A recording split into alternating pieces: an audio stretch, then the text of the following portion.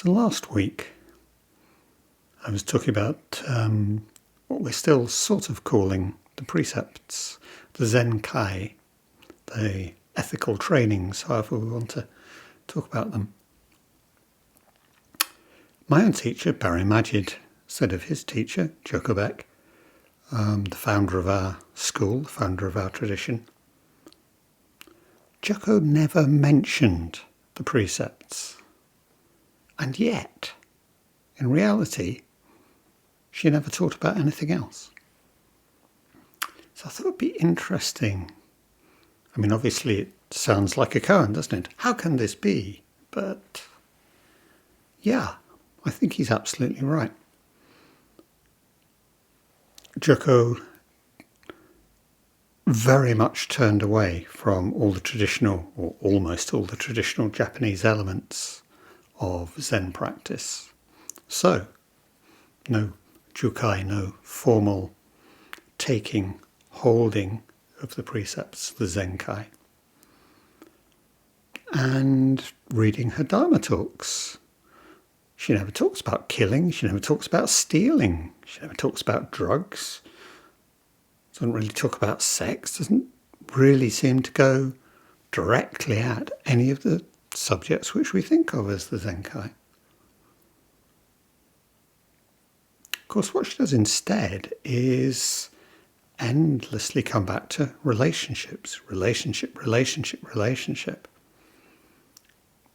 Usually, but not always, those relationships with those closest to us. Parents, children, partners, work colleagues. Now, there's Sotra's famous line, hell is other people. And I think very often we take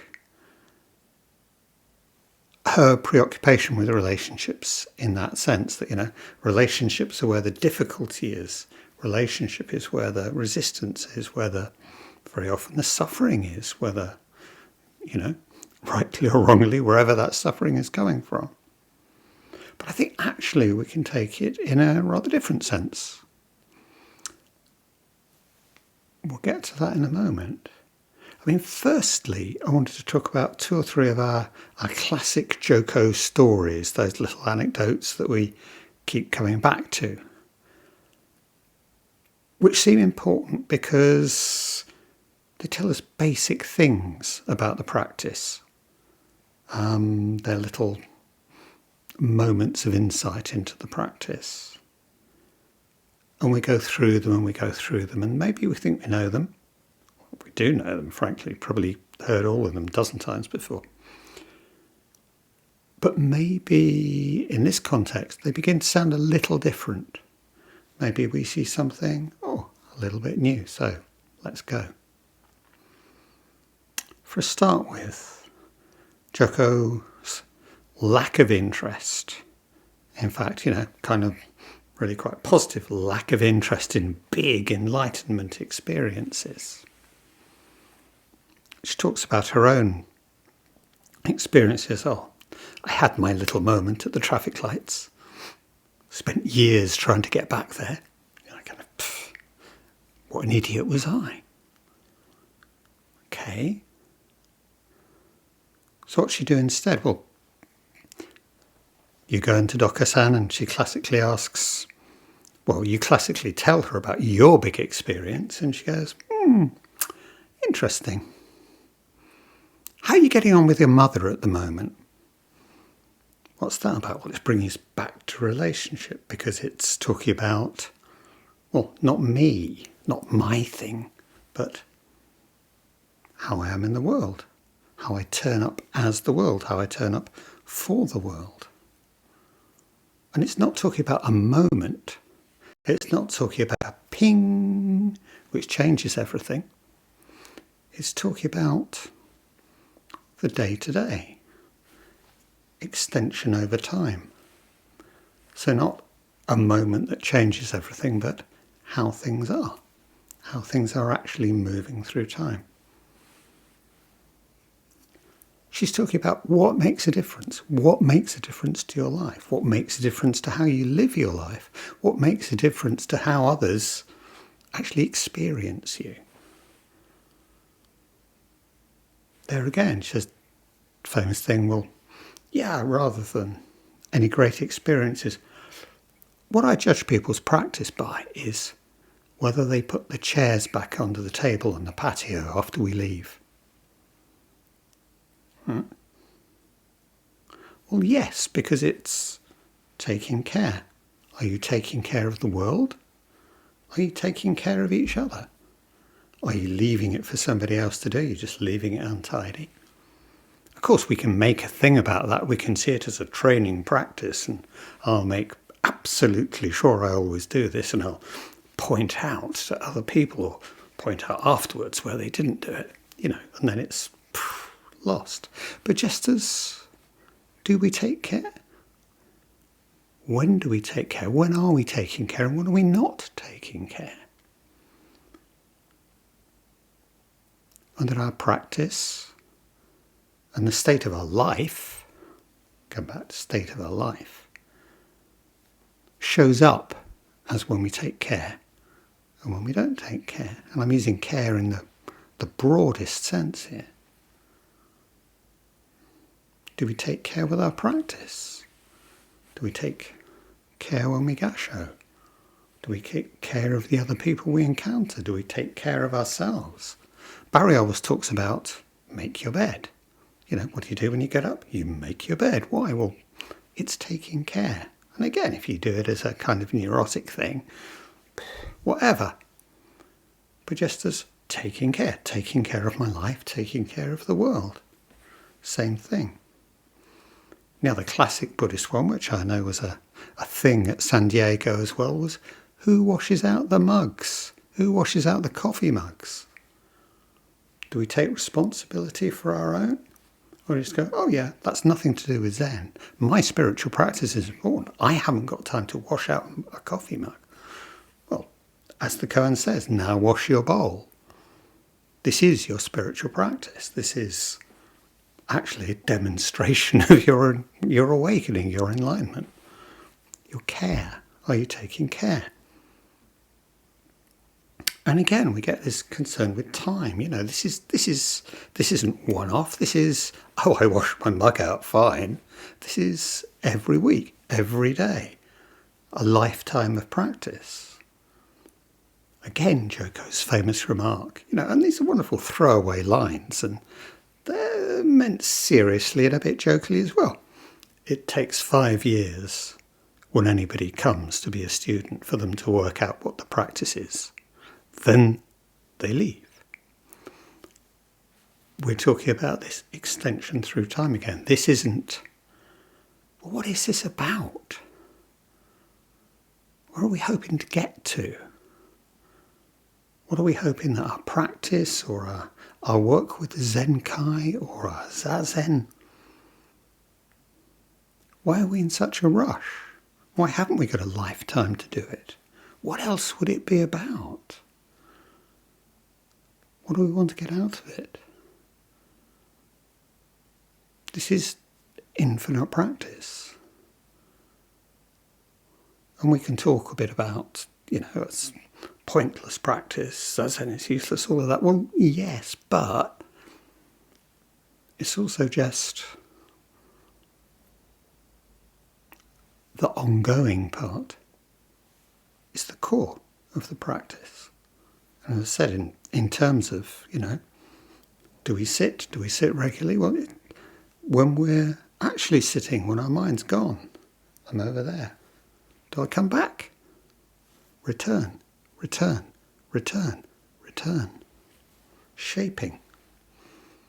Shaping my thinking, shaping my body, shaping my life.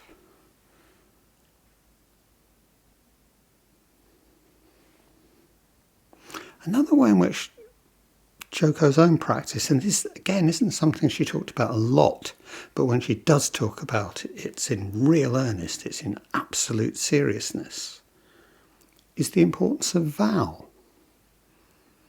And we've just been listening to the 4 great vows, the 4 great vows of the Bodhisattva. Creatures are numberless. I vow to free them. The Buddha way is unsurpassable. I vow to embody it. This is absolutely central to the practice. It's not simply about, anything we can name, like being good or following the rules or becoming a better person or achieving perfect concentration. It's about vow. It's about aspiration, and that's kind of orientation. It guides us. Thich Nhat Hanh always uses the metaphor of the pole star. It's not somewhere we expect to get to. It's not somewhere we literally expect to go, but it guides us. It's always in front of us. Keep it in front of us. That's where we're going. That's where our aspiration is taking us. And of course, Jōko does, again, not often, but when she does, she's serious about this. She talks about both zazen and vow in terms of prayer. That this is our Zen equivalent of prayer. And I suppose in the West, in our irreligious religiousness, that we think about prayer as asking. What am I asking for? What do I want out of God or whatever deity I'm praying to? But I think a deeper sense of prayer, and that, read some of the Christian mystics' work when you get a very different sense of prayer, is about, praise. It's more offering than asking. It's what can I have nothing to offer, but I offer this nothing to, in our case, to our practice, to each other, to the universe.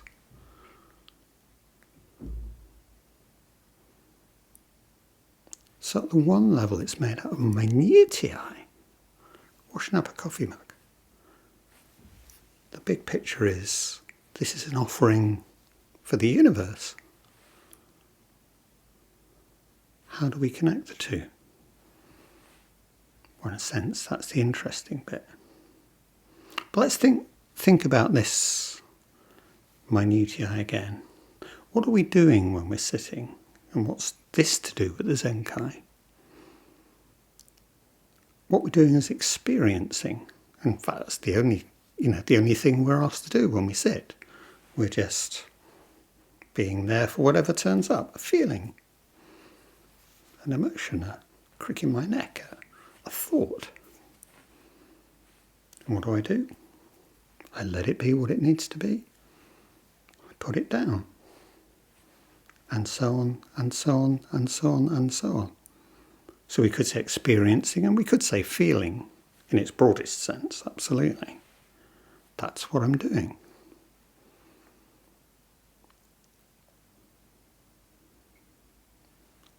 And in that awareness, and this is Jōko's key point, I notice my resistance, my not wanting to experience this experience, my turning away from this experience. I like to put it as turning away because, it can be literally, a little muscle goes in my neck and I'm looking over there. And that can actually be, for me anyway, that's often physically the case. Or I'm over somewhere else. But how do we do this? How do we turn away from our experiencing? We dissociate. I'm somewhere else and I'm thinking about something else, and I probably haven't even forgotten that actually I was thinking about that, in a moment. We talk about Bromberg and self-states and this sudden disconnect and reconnect. So I do that. I might use mental power, my force, to repress this feeling that I don't want to feel. Not go in there. Don't think about the elephant. Don't think about the elephant. Maybe I succeed. Maybe I don't think about the elephant. Maybe I never think about the elephant again. But it's still there, obviously. Maybe I distract myself. Maybe I suddenly find my fingernails or the bit of dust down by the skirting board really fascinating. I mean, that's obviously a good one. Or I think about what I've got to do later. Maybe I displace. Maybe I take this feeling and I put it on something else. Maybe I'm feeling uneasy, a bit angry, a bit irritated, and suddenly that sound from outside becomes the most annoying noise that I have ever heard in my life. And then I'm not experiencing my experiencing, and I can put it somewhere else. Or I act it out. I literally express.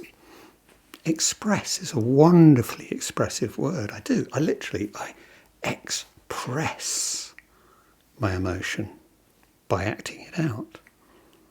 By, well, whatever. What kind of emotion anyway? These emotions that I don't want. That my actual experience itself tells me that I don't like experiencing if I bother to actually sit and actually pay attention to what's going on for a moment. Somewhere the easiest one and the most, the classic one of this is the only one of the Zenkai that Jōko ever actually regularly talks about, and that's anger. And anger is an absolute classic. We don't like feeling it. Well, we feel ambivalent about anger, don't we? Anger hurts. Anger is painful. Unless we find a way of expressing it. So I can literally push that emotion away by pushing it out. I can break something. I can shout at you. I can shout at the wall. I can thump you. And for quite a lot of the guys that I worked with in prison while I was a Buddhist chaplain for donkey's years, they had ended up there purely through expressing their anger. There's nothing particularly unusual other than that perhaps on this one occasion they expressed their anger and somebody's skull hit the pavement. It happens. So this is acting out. But of course it might also be acting in. I bury this emotion, I hurt myself, I just think incredibly badly of myself. All the different ways that we can use anger. But to get away from that actual experience of the physical distress, the tension.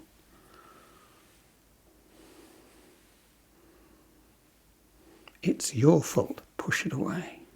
Or even, it's my fault, I'm so bad. Again, push away the actual experience and give yourself something else to think about, something else to worry about.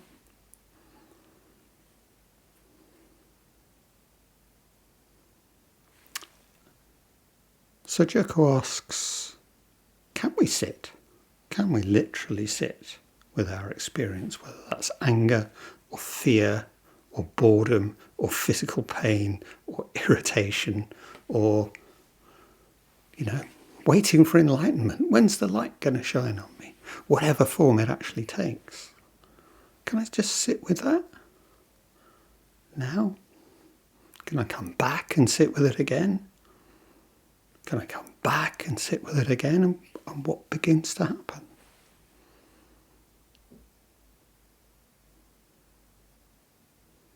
Or when I get bored with going here and going there, or when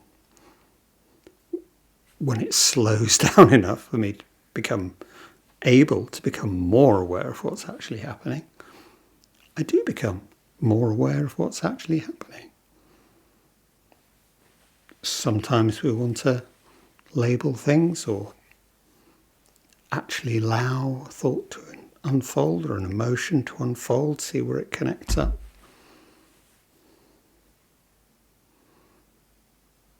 And then that changes something in my response in the world. I allow connections to form, I allow connections to break. And all of these change something in me. And this is exactly what we're doing with the Zenkai. Awareness, bearing witness to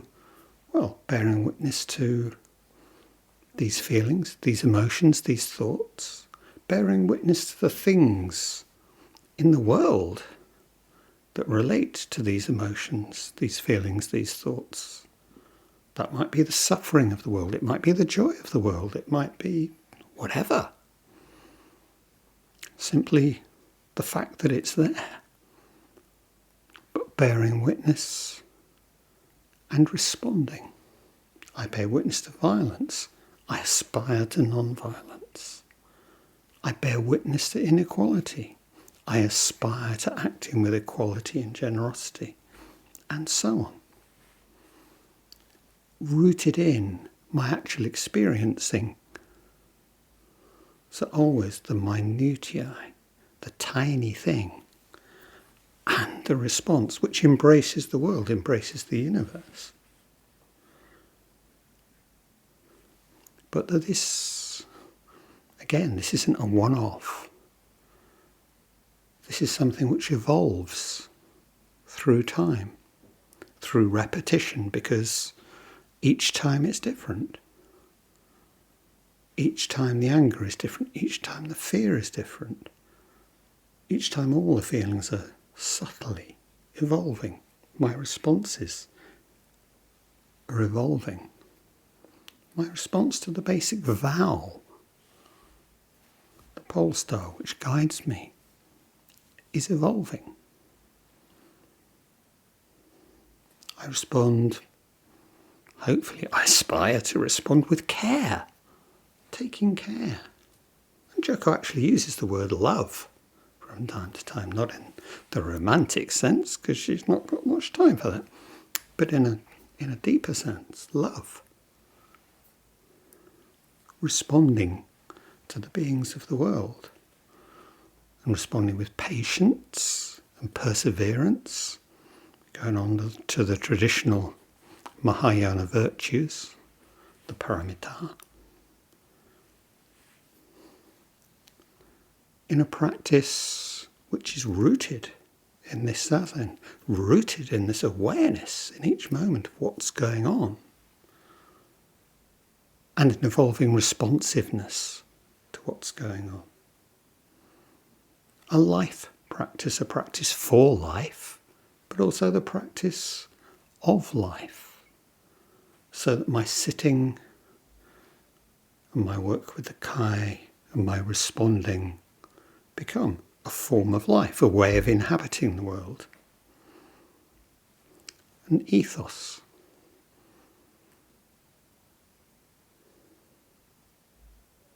Which is the point I got to last week. Saying, well, yeah, this is what the kai are, this is what they're about. But I thought it's interesting to say, well, how does this relate to our basic ordinary mind practice? And actually, when you begin to look at it, or to use a traditional Zen image, like arrows meeting in midair, like a box and its lid. Yeah, this is absolutely what this practice is, what it's all about.